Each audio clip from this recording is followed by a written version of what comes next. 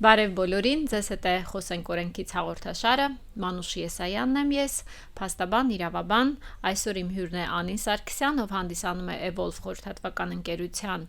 հաշվապահական և ֆինանսական բաժնի գլխավոր մասնագետը, թիմի ղեկավարը և մասնագիտությամբ հաշվապահ է, Անի ջան, բարի գալուստ մեր տաղավար,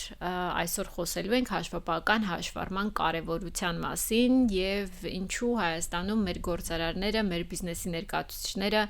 այդքան չեն կարևորում բիզնեսի այս կտորը, այս հարցերից։ Խնդրում եմ մի քիչ պատմես քո մասին, ինչ ճանապարհ ես անցել, ինչ փորձ ունես և հետո արդեն կխոսենք խնդիրներից։ Բարև ձեզ, բարև բոլորին, շնորհակալ եմ շատ հրավերի համար, շատ ուրախ եմ, որ գտնվում եմ այստեղ ու խոսելու ենք ինձ համար եւս ցավոտ թեմա հանդիսացող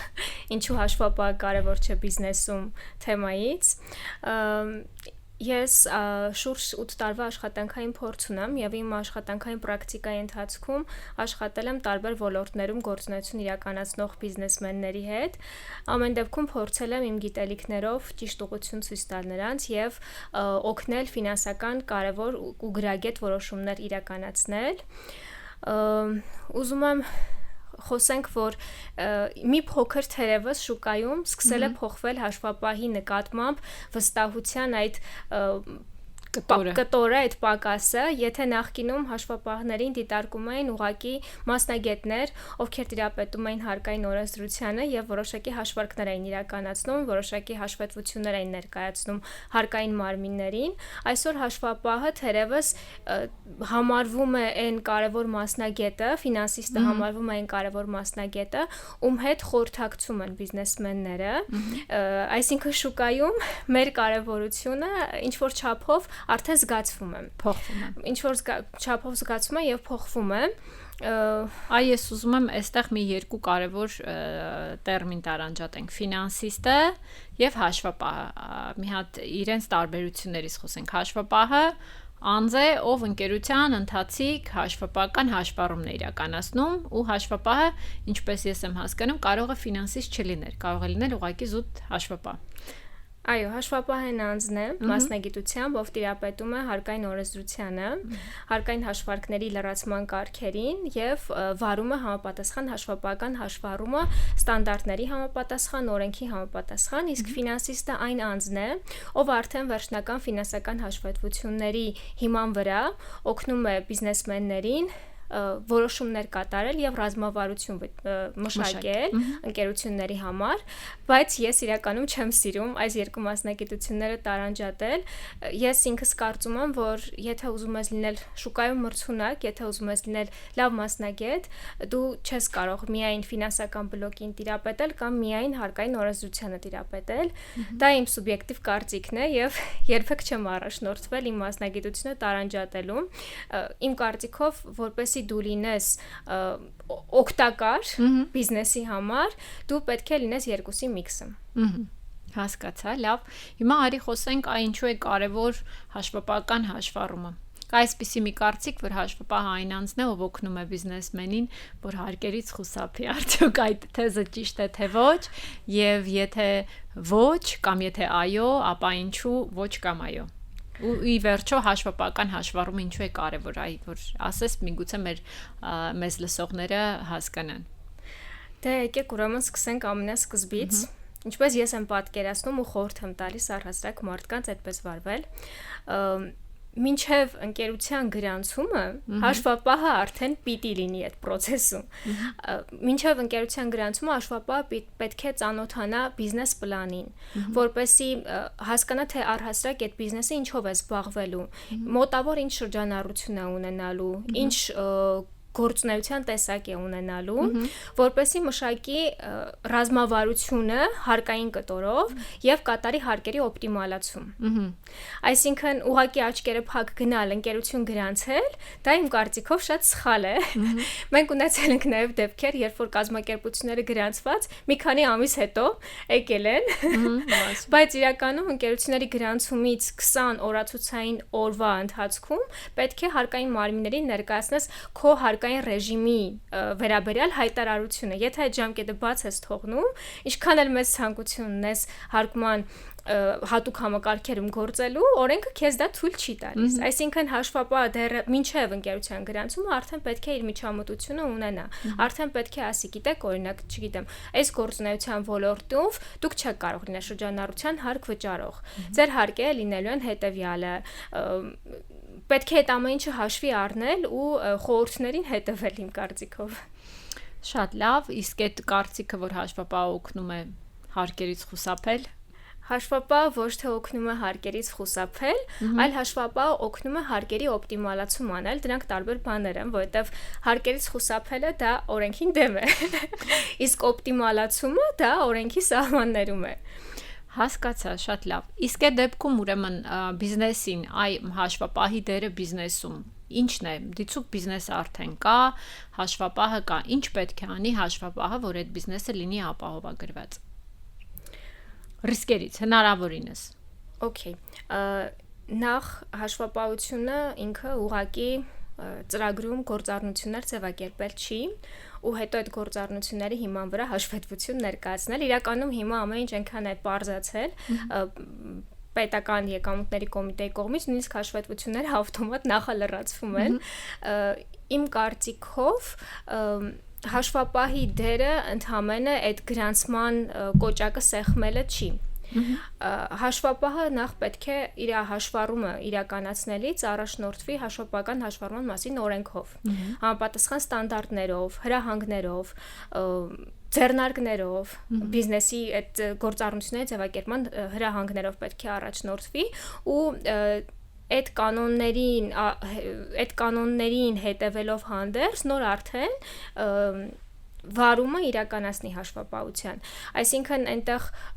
եւ նախնական փաստաթղթավորումները պետք է իրականացնեն։ Հաշվապահը պետք է իմանա, որ գրանցամատյանները եւ այդ փաստաթղթերը արխիվացման ժամկետ ունեն։ Չի կարելի օրինակ անուշադրության մատնել ցանկացած տեսակի փաստաթուղթ, օրինակ, չգիտեմ, առանց ստորագրած օրինակ փաստաթղթերը հավաքել ու մտածել, որ դե լավ, դե ոչինչ, մի օր կստորագրենք, կամ անփույթ վերաբերվել այդ փաստաթղթերին, առնվազն 5 տարի ամեն դեպքում հաշվապահական բոլոր փաստաթղթերը պետք է արխիվացվեն։ Շատ լավ, ու մի հարցել ես, պիսի կարծիք կա մարդկանց մոտ, որ եթե ես փոքրիկ բիզնեսի տեր եմ կամ ԱՁ եմ, անաձեռնարկատեր եմ, ես հաշվապահ պետք չի ունենամ, կարող եմ ինքնուրույն էլ անել, կամ եթե իմ ՍՊԸ-ն շատ փոքրիկ շրջանառություն ունի, հաշվապահ ինձ պետք չի, կարող եմ ես որպես տնօրեն այդ հաշվապահությունը ինքս վարել։ Հիմա հարց, արդյոք կա որևէ արգելք, որ տնօրենը ինքը հաշվապահությունը վարի, պայմանական, հա, եւ եթե փոքր խոսքը գնում է փոքր բիզնեսի մասին։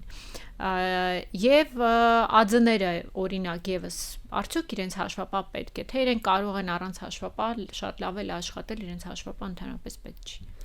Հաշվառման վարման հարցին նախ եւ առաջ պատասխանեմ։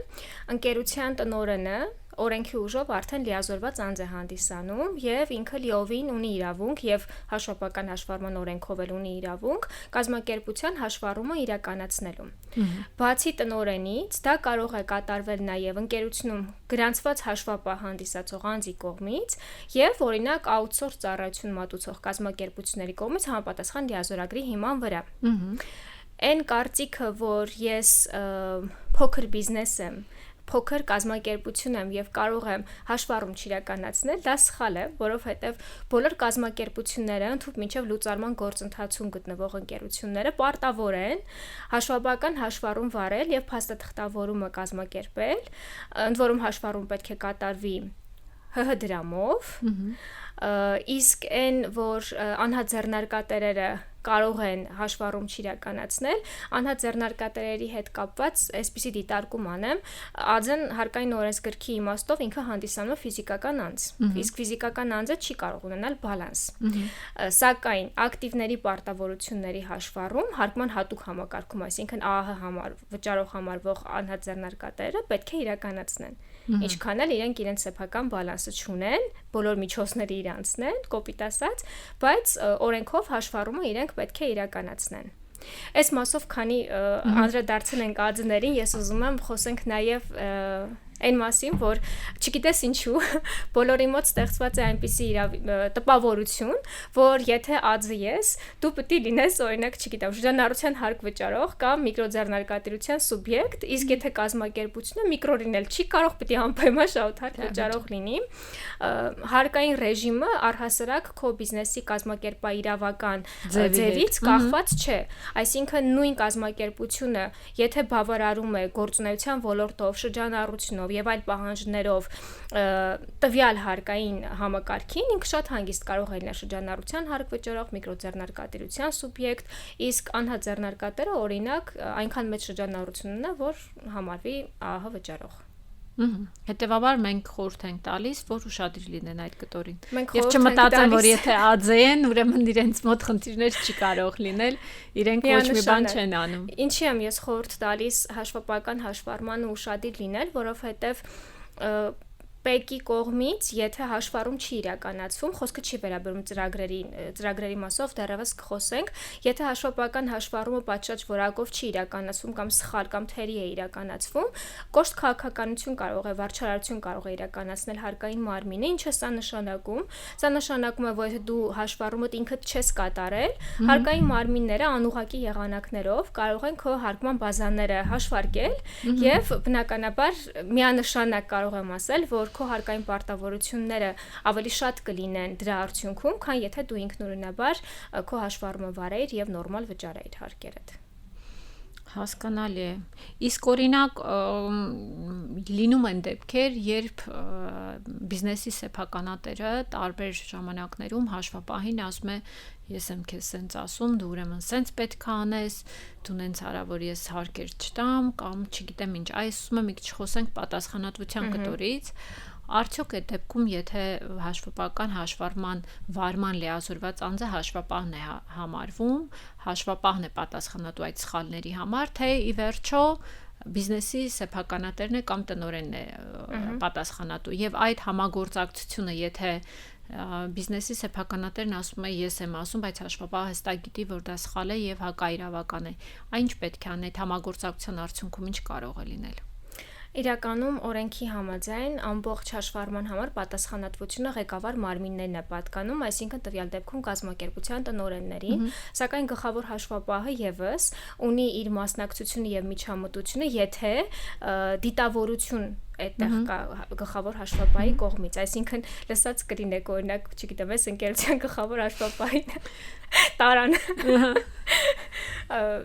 Բնականաբար, եթե մեղքը ապացուցվի, ես կարծում եմ, որպես փաստաբան դուք այս մասով ավելի հստակ կկարողանաք ասել, գլխավոր հաշվապահը հաստատ չի պրծնել եւ պատասխանատվությունից չի կարողանա խուսափել։ Հասկացա։ Իսկ եթե այդ խնդիրը կա ղեկավարի, բիզնեսի ղեկավարի եւ հաշվապահի միջեւ, ես ասում եմ, այսպես արա, հաշվապահը չի ուզում անել, այլ մենք ինչ խորհուրդ կտանք նման հաշվապահներին, ինչ անել։ Ես կարող եմ ասել, թե ես ինչ կանեմ, որովհետև ամեն մարդ ոնց որ իր գործողությունների համար ինքն է պատասխանատվություն կրում։ Ամեն դեպքում, եթե կան ռիսկեր, ընդ որում ոչ թե միայն բիզնեսին վերաբերվող, այլ նաև քո անձի անվանը, արժանապատվությանը, այո, շուկայում քո անվանը վերաբերվող ինչ-որ ռիսկեր կան, ես միանշանակ այդ գործարքներին մասնակից չեմ դառնա։ Հասկացա։ Այսինքն կասենք տնօրենին կասենք, մենք ձեր հետ չենք ցանկանում աշխատել, մենք գնացինք։ Եթե իմ աշխատանքային պայմանագրում գրված լիներ, որ ես պատասխանատվություն եմ կրում այդ հաշվառման բիզնես որոշումների համար, ես միանշանակ այդ կետը կհեռացնեի իմ աշխատանքային պայմանագրից, հետագայում արդեն ինչպես կորոշի բիզնեսի ղեկավարը, բայց ամեն դեպքում ուզում եմ շեշտել, որ շատ բիզնեսմեններ մեր չափ, մեր պես մասնագետների պես չեն կարող տիրապետել օրենսդրությանը կամ պատասխանատվության միջոցներին։ Հաշվապահի հիմնական խնդիրն է այնպես ներկայացնել օրենսդրությունը բիզնեսմեններին, որ նրանք հասկանան իրենց քայլերի արդյունքում ի վերջո այդ բիզնեսը կտուժի, թե կշահի։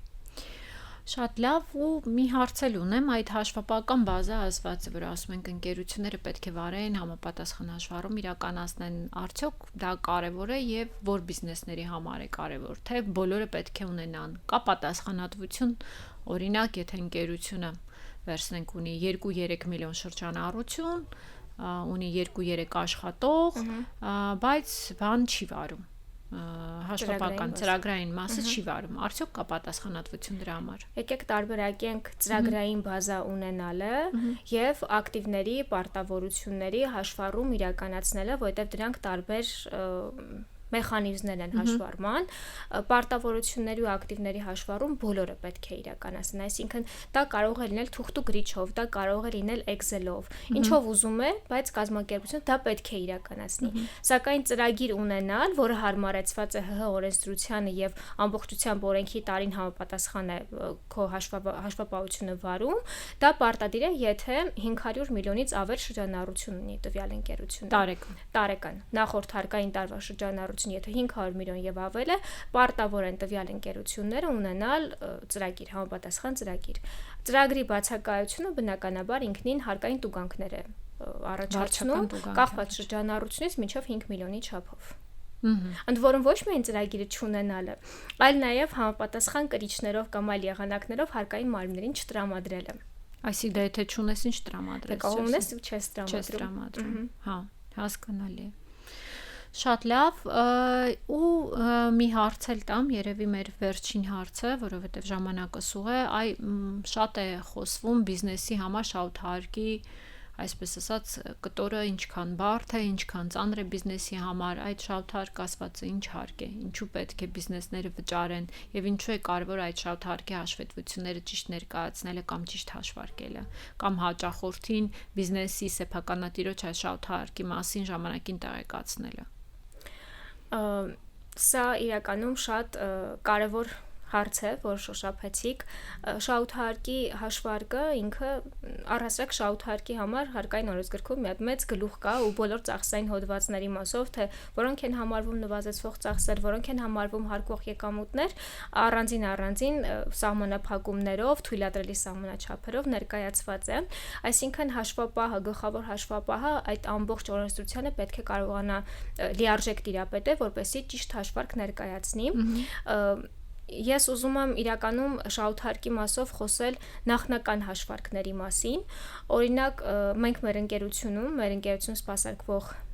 կազմակերպություններին տարեկան կտրվածքով նախնական հաշվարկներ ենք ուղարկում, ինչի համար, որպեսզի բիզնեսմենը հասկանա ու նախապես իմանա, թե իրեն ինչ է սպասում տարեվերջին։ Ինչքան փող պիտի տա պետությանը, որովհետև բիզնեսի տեսանկյունից իրականում երբ որ տեսնում են դրամական միջոցներին անընդհատ մուտք է լինում բանկային հաշիվներին, մուտք են լինում, իրանց թվում է, թե կանխիկի շարժը ինքնին արդեն շահույթ է, ուրեմն վերջ, այսքան գումար աշխատեցինք, բայց մեկ էլ տարեվերջում արդեն շահութարկի ծախսն էլ հաշվարկած ուղարկում ես, ասում են, ոնց, բա ես այսքան գումար եմ ստացել, ես ոնց կարող եմ այսքան քիչ շահույթ ունենամ, էլի տարվա կտրվածքով։ Դա մեկ խնդիր, որ բիզնեսներին, այո, նրանք պետք է հասկանան, որ գումարը ինքնին շահույթ չի ենթադրում շահույթ, եւ ի վերջո հասկանան իրենց դրամական միջոցները ինչպես պլանավորել, այսինքն ընկերության դրամական միջոցները ամբողջությամբ, օրինակ շահաբաժիններ չվճարեն կամ փոխառությունների տեսքով գումարները չվերցնեն կամ գուցե ինչ որ մատակարարի վճարումը հետաձգեն, որովհետեւ այդքան շահութարկի գծով ծախս են ունենալու տարեվերջին։ Հասկանալի Անի ջան, շնորհակալություն, վերջում ինչ ասենք մեզ լսող բիզնեսներին, բիզնեսմեններին, ապագա բիզնեսմեններին, ինչ ասելիք ունենք։ Կասեմ միայն, որ ավելի փորձեն հասկանալ հաշվապահի ու ֆինանսիստի դերը իրենց բիզնեսում, որովհետև մի հատ բան եմ ուզում իրականում ասել, էլի ցավոտ թեմաներից է, որ խնդիրներ են առաջացնում, շատ հաճախ կազմակերպության ղեկավարները բիզնես քարտեր են վերցնում ընկերությունով եւ սկսում են անձնական կամ ոչ անձնական նպատակներով դրանք օգտագործել, մտածելով, որ կազմակերպությունը ծախսեր կունենա, բայց իրականում փոխանակ նվազեցումների մի բան էլ հավելել հարկային պարտավորություն են առաջացնում։ Այսինքն ցանկացած դեպքում, երբ որ ինչ-որ կարևոր որոշում ես ցանկանում իրականացնել, պետք է խորհրդակցել հաշվապահի հետ, պետք է հասկանալ։ Հաշվապահը իրականում այնքան շատ բաներ կան, որ պետք է ներկայացնի, որը ինչպես է կարգավորում, սակայն այդ ամբողջ ինֆորմացիայով ծանրաբեռնել այն մարդուն, ով պետք է մտածի միայն գումար վաստակելու մասին, ինձ թվում է սխալ է։ Ուղղակի պետք է համագործակցությունը ու վստահությունը այնպես ստեղծվի այդ երկու մարմինների միջև, որպեսզի առանց մեկը մյուսի չկարողանան։ Այսինքն, որ ինչ որ մի բան լինում է, հիմա զանգեմ հաշվապահից այդ տարբերակով աշխատեն։ Շատ լավ է, շնորհակալություն Անի ջան, ափսոս մեր ժամանակը շատ կարճ է, բայց կարծում եմ հետաքրքիր զրույց ունեցանք,